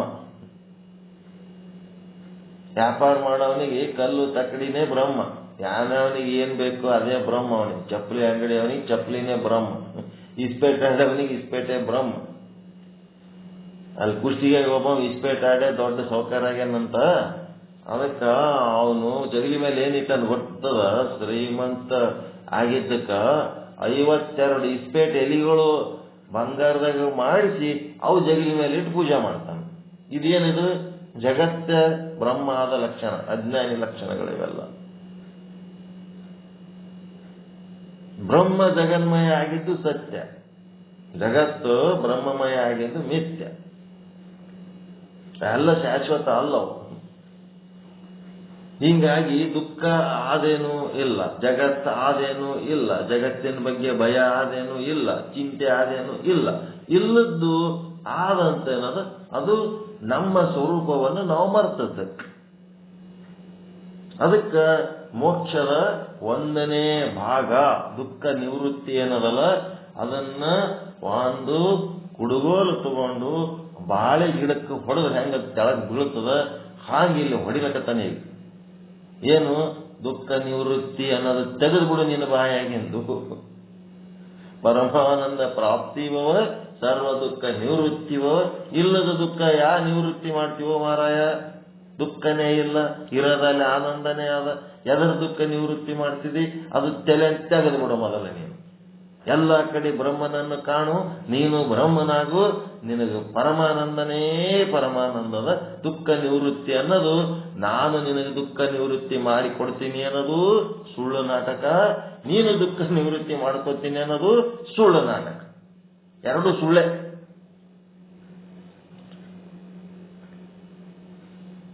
ಕರೆಕ್ಟಾ? ಅದಕ್ಕೆ ಮುಂದೆ ಹೋಗಮ್ಮ, ಹಿಂಗೆ ಹೊರ ಒದರ್ಕೊತಿದೆ ಅನ್ಕೋತ ಕೂಡಮ್ಮ. ತೇರು ಎಳಿರಿ, ಮುಂದಕ್ಕೆ ಎಳಿತೀರ ಏನ್ ಇಲ್ಲೇ ಕೂಡಮ್ಮ ಹಿಂಗೆ ಅನ್ಕೋತ. ಏಷ್ಟ್ ದಿನ ಆದ್ರೂ ಹಿಂಗೆ ಇದು ಅಂದಂಗ ಖುಷಿನೇ ಆಗ್ತದ, ದುಃಖ ಆಗಕ್ಕಿಲ್ಲ. ಬ್ರಹ್ಮನ್ ಸುದ್ದಿ ಏಷ್ಟ್ ದಿನ ಹೇಳಿದ್ರು ಇದು ಬ್ಯಾಸರ ಆಗಲ್ಲ. ಅದು ಇನ್ನೊಂದ್ ಸ್ವಲ್ಪ ಡೀಪ್ ಆಗಿ ಹೋಗೋಣ ಮುಂದೆ. ಏನು ಇದ್ರಾಗ ಸಂಶಯ ಇತ್ತು ಅಂತಂದ್ರೆ ಮುಂದಕ್ಕೆ ಹೋಗೇಬಾರದು. ಇದು ಡೌಟ್ ಕ್ಲಿಯರ್ ಮಾಡ್ಕೊಂಡೆ ಮುಂದೆ ಹೋಗ್ಬೇಕು. ನೀವೆಲ್ಲರೂ ಗಪ್ಪು ಕೂತೀರಿ ಅಂತಂದ್ರೆ ಅದರ ಅರ್ಥ ಇದ್ರಾಗ ಏನು ಡೌಟ್ ಇಲ್ಲ, ಎಲ್ಲ ಚೆನ್ನಾಗಿ ತಿಳ್ಕೊಂಡಿರತ್ತೆ. ತಿಳ್ಕೊಂಡದಕ್ಕೆ ನಾವು ಮುಂದೆ ಹೋಗ್ಲಕತ್ತೀವಿ ಅಷ್ಟೇ. ಒಂದು ಏನ್ರಪ್ಪ, ಎಲ್ಲ ಕಡೆ ಬ್ರಹ್ಮದನ, ನಾಮರೂಪಾತ್ಮಕ ಜಗತ್ತು ಮಿಥ್ಯ. ಅದ್ರ ಬಗ್ಗೆ ಚಿಂತೆ ದುಃಖ ಭಯ ಪಡೋದಕ್ಕ ಕಾರಣ ಏನದ? ನಮ್ಮ ಸ್ವರೂಪವನ್ನು ನಾವು ಮರ್ತದಕ್ಕ. ನಮ್ಮ ಚೇತನ ಸ್ವರೂಪದ ಅರಿವಿನಲ್ಲಿ ನಾವಿದ್ದೇವಂತಂದ್ರೆ ಈ ಜಗತ್ತ ಬ್ರಹ್ಮಮಯವಾಗಿ ಕಾಣ್ತದ, ನಾವು ಆನಂದ ಇರ್ತೀವಿ, ಜಗತ್ತು ಆನಂದ. ರಾಜ್ಕುಮಾರ್ನ ಹಾಡಾದ ನೋಡ್ರಿ, ಒಂದು ಆನಂದಮಯ ಅಂತೇಳಿ ಒಂದು ಹಾಡಾದ ನೋಡ್ರಿ. ಎಲ್ಲಾ ಕಡೆ ಆನಂದನೇ ಆನಂದ, ಆನಂದನೇ ಆನಂದ. ಅಂಥದ್ದೊಂದು ಸ್ಟೇಜ್ ಬಂತು, ಮೋಕ್ಷ ಆದಂತ ಸ್ಟೇಜ್. ಆಯ್ತು. ಮುಂದೆ ವಿಷಯಾಂಕ 151. 51 ಆಗ್ಯದ, 51 ಹೋಗ್ಯದ. ಮುಂದೆ ಎಲ್ಲಿಗೆ ಹೋಗ್ಬೇಕೀಗ ನಾವು? 152. 152 ಏನದ? ಮಿಥ್ಯಾ ಸಂಸಾರದ ನಿವೃತ್ತಿ ಸಂಭವಿಸುವುದಿಲ್ಲ. ಸಂಸಾರನೇ ಇಲ್ಲ ಅಂತಂದ್ಮೇಲೆ ನಿವೃತ್ತಿ ಏನಾಗ್ತದ? ಸಂಸಾರನೇ ಇಲ್ಲ ಅಂದ್ಮೇಲೆ ಹೆಂಗ ನಿವೃತ್ತಿ ಆಗ್ತದ? ವಿಷಯಾಂಕ 152. ಸಾಧು ನಿಶ್ಚಲ್ ದಾಸಿಯವರ ಕೃತಿ ಶ್ರೀ ವಿಚಾರ ಸಾಗರ 152ನೇ ವಿಷಯಾಂಕ. ಮಿಥ್ಯಾ ಸಂಸಾರದ ನಿವೃತ್ತಿ ಸಂಭವಿಸುವುದಿಲ್ಲ. ಒಂದ್ ಕಡೆ ಎಲ್ಲರೂ ಕ್ಯೂ ನಿಂತಿದ್ರಂತ, ಪಾಳಿ ನಿಂತಿದ್ರಂತ. ಪಾಳಿ ನಿಂತೊತ್ನಾಗ ಎಲ್ಲರೂ ಏನು ಹಿಂಗ ಕ್ಯೂ ನಿಂತಾರಲ್ಲ ಅಂತ ಗುರುಗಳಲ್ಲಿಂದ ಆಶೀರ್ವಾದ ತಗೊಳಕ್ ನಿಂತಾರ. ಆಯ್ತು, ಇವನು ನಿನ್ಗ ಬೇಕಿಲ್ಲ ಆಶೀರ್ವಾದ? ಬೇಕು, ಬಾಕೊಂಡ್ ನಿಂದ್ರ. ನಿಂತ ಮೇಲೆ ಮುಂದಿನ ವರ್ಷ ಬರಾಗ ನಿಮಗ ಹೆಣ್ಣು ಬೇಕಾ ಗಂಡು ಬೇಕಾ ಅಂತ ಕೇಳೋರಂತ. ಮಗ ಬೇಕ್ರಿ, ಆಯ್ತು ಮುಂದಿನ ವರ್ಷ ಬರಾಗ ನಿಮಗೆ ಮಗ ಆತನ ಅಂತೇನೋ ಒಂದು ಬೌದಿ ಭಸ್ಮ, ಏನೋ ಒಂದು ಹೂವ, ಏನೋ ಒಂದು ಯಂತ್ರ, ಏನೋ ಕೊಟ್ಟು ಕಳಿಸ್ತಿದ್ರತ್ತ. ಎಲ್ಲರೂ ನಿಂಬಿಕಾಯಿ ಇಂಥ ಕೊಟ್ಟು ಎಲ್ಲ ತಗೊಂಡು ಹೋಗಿ ಮುಂದಿನ ವರ್ಷ ಮತ್ತೆ ಇದೇ ಸಮಯಕ್ಕೆ ಬರ್ರಿ, ನಿಮ್ಮ ಮಗು ನಿಮ್ಮ ಬಗಲಾಗಿ ಹೋಗೋ ಇರ್ತದ, ಕಂಕುಳದಾಗ ಹೊತ್ಕೊಂಡು ಬರ್ತೀರಿ ಅಂತ ಹೇಳ. ಆಯ್ತು, ಮಕ್ಕಳು ಆಗಿಲ್ಲ ಅಂದ್ರೆ ಬರೋದು ಬಿಡಬೇಡ್ರಿ, ಮತ್ತೆ ಬರ್ರಿ ಅಂತ ಹೇಳ. ಒಂದು ಸಾರಿ ಆದ, 2 ಸಾರಿ ಆದ, 3 ಸಾರಿ ಆದ. ಎಲ್ಲರೂ ಮಕ್ಕಳು ಹಡ್ಕೊಂಡು ಬರ್ಲಕತ್ತಾರ. ಇವ ಇದ್ರೆ ಮಕ್ಕಳು ಇಲ್ಲೇ ಬರ್ಲಕತ್ತಾನ. ಅವಾಗ ಏನ್ರಿ 3 ವರ್ಷ ಆಯ್ತು ಮಕ್ಕಳಾಗಿಲ್ಲ, ನಿಮ್ ಬಳಿ ಬರ್ಲಕತ್ತೀನಿ ಅಂತಂದನಂತ. ಒಂದು ದಿವಸ ಎಲ್ಲರೂ ಹಂಗೆ ಕೇಳ್ತಿರ್ತಾರೆ, ಎಷ್ಟನೇ ವರ್ಷ ನಿಂದು? 3 ವರ್ಷ ಆಯ್ತು, ಇನ್ನು ಮಕ್ಕಳಾಗಿಲ್ಲ ಅನ್ನೋ ಮಾತಾಡ್ತಾರೆ. ಅವ್ರದ್ದು ಮಾತು ಬೇರೆ, ಇವ್ದು ಮಾತು ಹೆಂಗ? ನಂದು 3 ವರ್ಷ ಆಗಿದ್ರೆ ನನಗೆ ಮಕ್ಕಳಾಗಿಲ್ಲ. ಅವಾಗ ಗುರುಗಳು ಕೇಳಿದ್ರತ್ತ, ಹೌದಪ್ಪ ನೀ 3 ವರ್ಷ ಆಯ್ತು ಮಕ್ಕಳಾಗಿಲ್ಲ, ಮದುವೆಯಾಗಿ ಎಷ್ಟು ವರ್ಷ ಆಗ್ಯಾರ ಹೇಳು? ನಾನು ನಿನ್ನ ಮದುವೆನೇ ಆಗಿಲ್ಲ ಅನ್ನೋದು. ಮದುವೆ ಅಲ್ಲಾರ್ದೆ ಮಕ್ಕಳು ಹೆಂಗ ಆಗ್ಬೇಕು? ಹಂಗ ಇಲ್ಲಿ ದುಃಖನೇ ಇಲ್ಲ, ಸಂಸಾರನೇ ಇಲ್ಲ. ನೀವು ಯಾವ್ದಾವ್ದು ಸಂಸಾರ ಅಂತ ಹಚ್ಕೊಂಡಿರಿ, ಅದೆಲ್ಲ ಒಟ್ಟು ಇಲ್ಲದಂಗ ಮಾಡ್ಕೊಂಡ್ರಿ ಅಂದ್ರೆ ದುಃಖ ಆಗ್ತದೇನ್ರಿ? ಎಲ್ಲರೇ ನಂದು ನಾನು ಅಂದದಕ್ಕೆ ದುಃಖ ಆಗ್ತದ. ಬೆಕ್ಕದಟ್ಟು ಇರ್ಲಿ, ರೊಕ್ಕ ರೂಪಾಯಿ ಬಂಗಾರ ಸಂಬಂಧ ಏನೆಲ್ಲ ಇರ್ಲಿ, ಅದ್ರೊಳಗೆ ದುಃಖಕ್ಕೆ ಕಾರಣ ಆಗಿದ್ದು ಸಂಸಾರ ಅಲ್ಲ. ಅವೇನು ವಸ್ತುಗಳಲ್ಲ, ವ್ಯಕ್ತಿಗಳಲ್ಲ, ಹೆಂಡ್ರ ಮಕ್ಕಳಲ್ಲ, ರೊಕ್ಕ ರೂಪಾಯಿ ಬಂಗಾರ ಅಲ್ಲ. ಅವೆಲ್ಲ ತಮ್ಮ ಪಾಡಿಗೆ ತಾವದವ. ನಿಮಗೆ ದುಃಖ ಕೊಡೋದು ಯಾವುದು ಅಂತಂದ್ರೆ ಅದ್ರೊಳಗೆ ನಾನು ನನ್ನದು ಅನ್ನೋದು ನಿಮ್ಮದು ಮಮಕಾರ ಅಹಂಕಾರ ಭಾವ ಅದ ಅಲ್ಲ. ಆ ದೇಹನೇ ನಾನು, ದೇಹದ ಸಂಬಂಧ ದೇಹದ ಸಂಪತ್ತುಗಳ ಸತ್ಯ ಅಂತೇನು ಅದಲ್ಲ, ಅದು ನಿಮಗೆ ದುಃಖ ಕೊಡ್ಲಕ್ಕ. ಅದನ್ನು ಬಿಡ್ರಿ ಅಂತ ಹೇಳ್ತಾರೆ. ಈಗ ಉಳಿದದ್ದೆಲ್ಲ ಬೆಕ್ಕದಾಟಿರ್ಲಿ, ಅವಕ್ಕೇನು ನಿಮಗೆ ಅವಕ್ಕ ಏನು ಸಮಸ್ಯೆ ಇಲ್ಲ.